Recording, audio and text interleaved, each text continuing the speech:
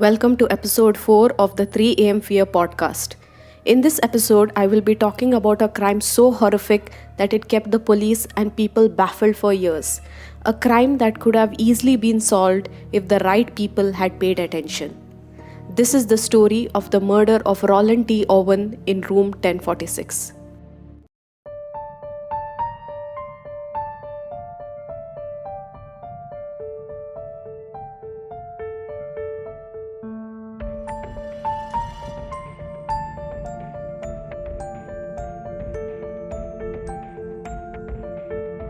Hello and welcome to the 3 a.m. Fear podcast. I'm Nikita Ferrao, mystery and thriller author. On this podcast, I talk about real crimes and real people. Due to the graphic nature of some of this content, listener discretion is advised. You can find the episode show notes on my website 3amfear.com.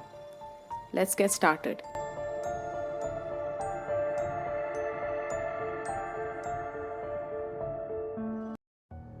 The story takes place in 1935 Kansas City, Missouri at Hotel President in what is now the Power and Light District of Kansas City. It was Wednesday, 2nd January. A man walked into the hotel. He called himself Roland T. Owen and checked in. He was said to be anywhere between 20 to 35-year-old. I know this is a huge age gap, but people who gave out their statements back then weren't completely sure. He was said to have brown hair and a large scalp. He also had something called a cauliflower ear. A cauliflower ear, also known as wrestler's ear, is when there is a trauma or an injury to your ear. The area forms a hematoma and becomes swollen, thus giving it a cauliflower look. So back to our story. When Roland got into the hotel, a bellboy named Randolph Prost helped him get into his room 1046. On the way, Roland mentioned that he had spent the previous night at the nearby hotel but found that their $5 rate, which today is $100, was too high. Randolph saw that Roland was not carrying much. In his pocket there was a toothbrush, toothpaste and a hairbrush. He had no extra carry bag, no clothing or any other form of accessories or essentials. As soon as he was checked in, Randolph and Roland left the room with Randolph handing over the key to him. Sometime later, a maid, Mary Soptic, was sent in to clean the room.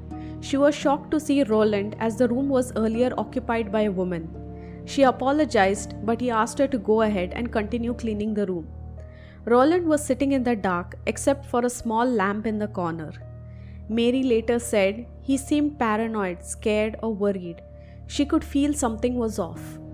After a few minutes of her starting with her cleaning work, Roland left but asked her to leave the door unlocked as he was expecting a friend. Later that day, around 4 p.m., Mary once again came in with some fresh towels.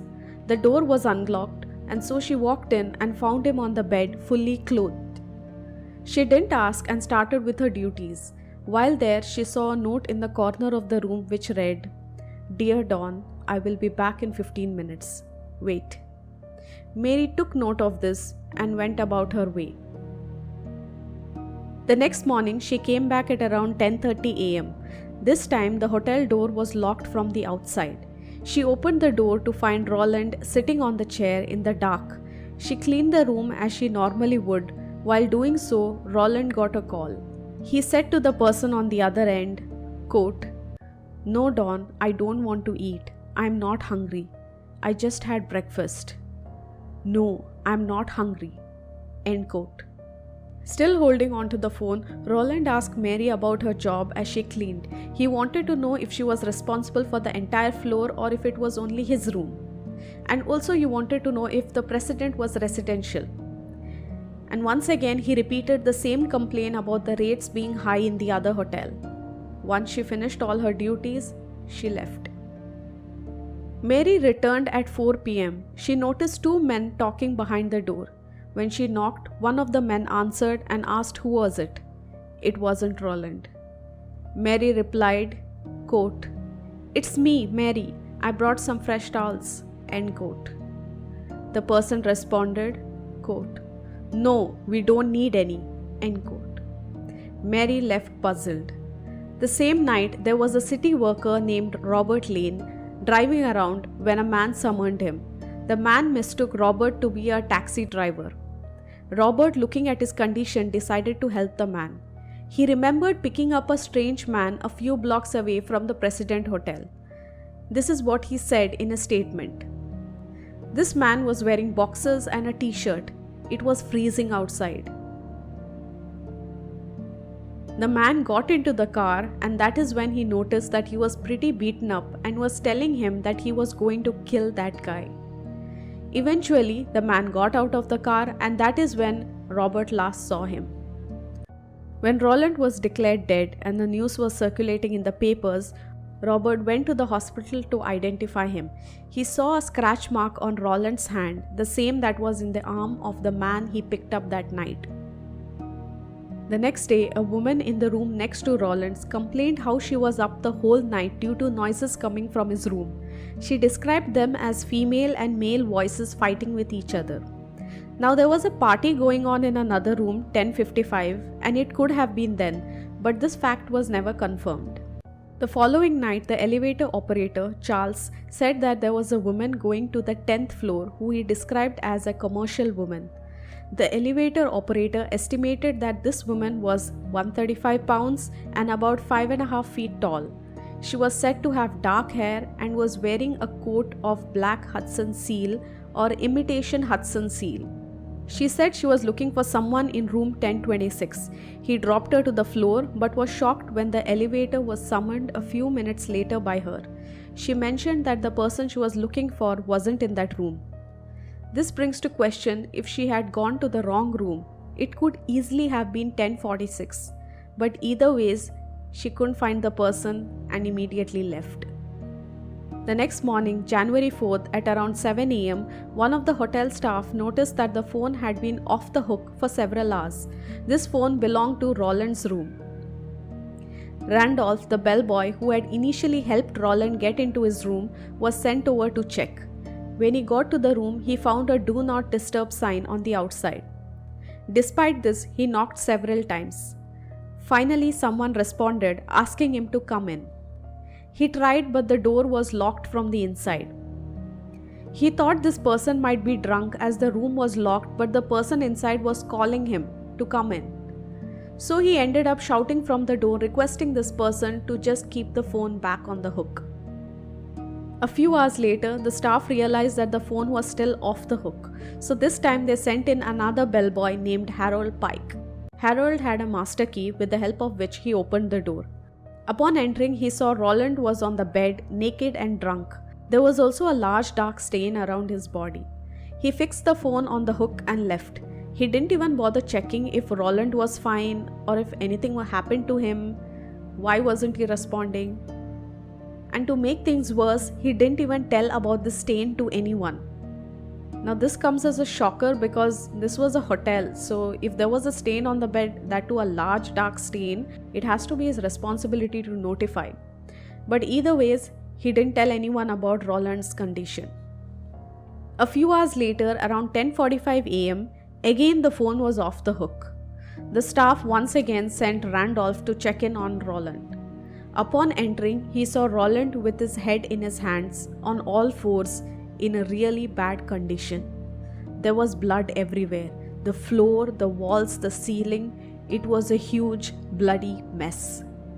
Roland was tied with a telephone cord around his neck, hands and feet. He had several stab wounds to his chest. One of his lungs was completely punctured. He had marks all over his head, likely from being beaten. He also had marks on his neck. But even with all of this, he was alive and conscious. The police were called. When they asked Roland about his condition, he stated that he fell against a bathtub, which was of course not the truth, seeing his state. He was probably protecting someone or was afraid of whoever did this to him. He was immediately taken to the hospital. When the doctors checked him, they said whatever happened to Roland had to have happened around 7 hours before he was brought in there. So that meant Roland was injured long before Randolph went into his room. The detectives couldn't find any sort of weapons in his room, so they ruled out suicide as a cause of his condition. They concluded that someone had attacked him. Now upon checking, there were 4 fingerprints on the phone. They assumed they belonged to a female because of the size and texture. The technology back then wasn't good and there weren't any good facilities for them to do any sort of DNA testing. So just with the size of the fingerprint, they assumed that it was a woman. Roland soon fell into a coma and died on January 5, 1935. The hospital staff wanted to confirm his identity so his body could be sent over to his loved ones for a proper burial. But despite multiple searches, they couldn't find anyone. The police too couldn't find anything on him, as they soon found out that his name was not Roland. He had checked in under a fake name. They checked all over Los Angeles, as the hotel staff mentioned that Roland had told him he was from there. Even then, they couldn't find anything on him. Details of Roland were sent out to see if anyone could come forward and collect him. Some sources even mentioned that Roland's body photos were put in the newspapers so someone would come forward and recognize him. But despite all these attempts, there were no clues. Thus, Roland was named John Doe, but this was only for a little while. Around this time, the police were also looking into Roland, but they couldn't find any lead on him. Also at this point, the neighboring hotel, the one that Roland was constantly complaining about, was questioned. The staff mentioned that there was no person named Roland who stayed there, but when a description of Roland was given, they said that a person named Eugene K. Scott was there. However, after further investigation, the police search came to an end, as there was no history of Eugene K. Scott. It was probably Roland's another fake name. It was almost 2 months that his body was kept in the Melody McKelly funeral home. Because no one came ahead to collect Roland, he was scheduled to be buried in the Potter's Field. The Potter's Field was where all the poor people were buried, along with all the John and Jane Does. However, the funeral home where he was buried got a phone call. The person said, quote, "Don't bury Roland in a pauper's grave. I want you to bury him in Memorial Park Cemetery. Then he will be near my sister. I'll send funds to cover the funeral expenses." End quote. The man apparently explained that Roland had jilted a girl he was engaged to. Before hanging up, he said, quote, "Cheaters usually get what's coming to them." End quote. The identity of this person remains anonymous to this day. On 23rd March, the money came into the funeral home bundled in a newspaper. Once Roland was buried, someone also sent in flowers from the Rock Flower Company. These flowers were accompanied by a greeting card which read, "Love forever, Louise."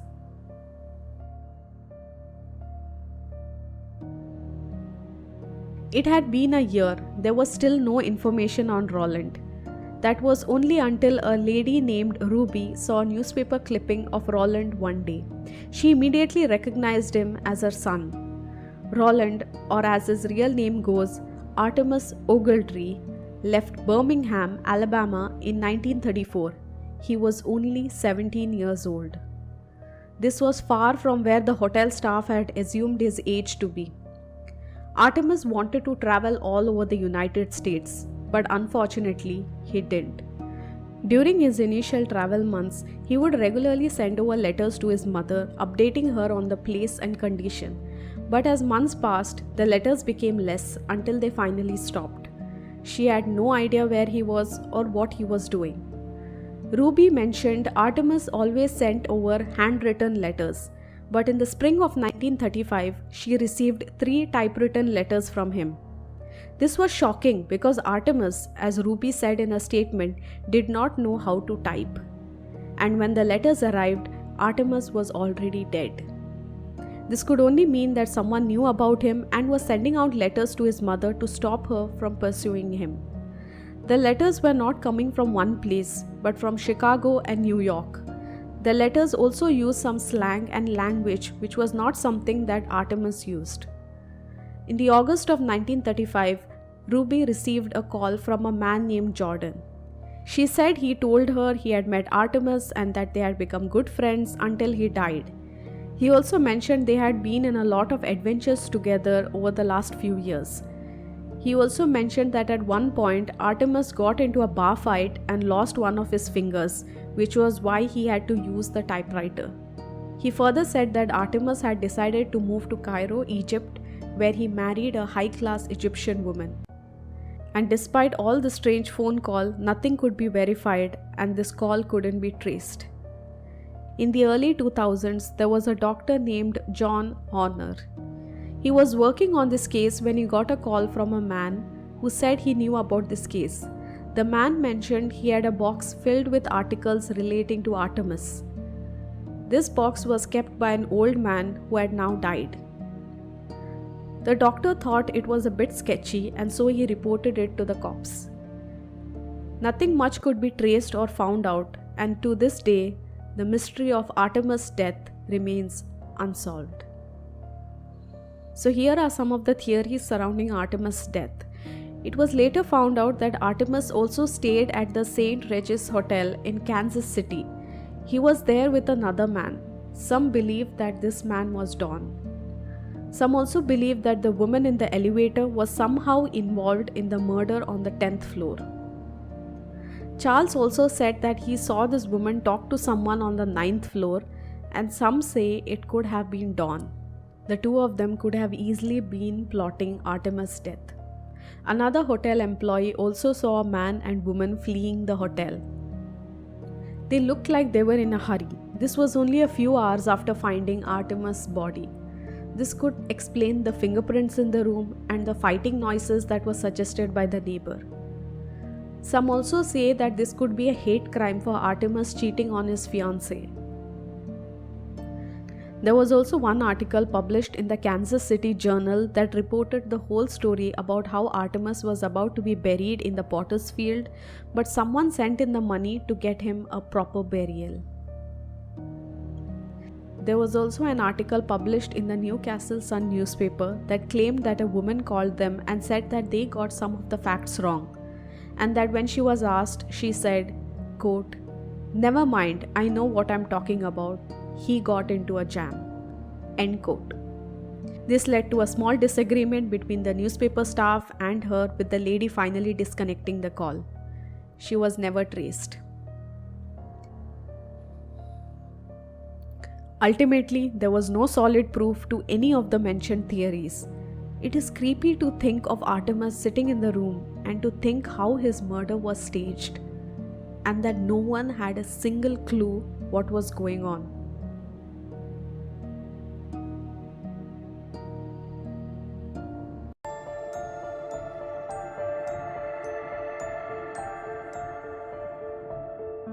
That's it for the day. Thank you so much for being here. Don't forget to follow me on social media, especially Instagram. The links are in my description box. You can also find the episode show notes on my website 3amfear.com. If you love reading thrillers, you can now check out my free ebook available on my website. Once again, thank you so much for being here today and see you next week. Have a great week and stay safe out there.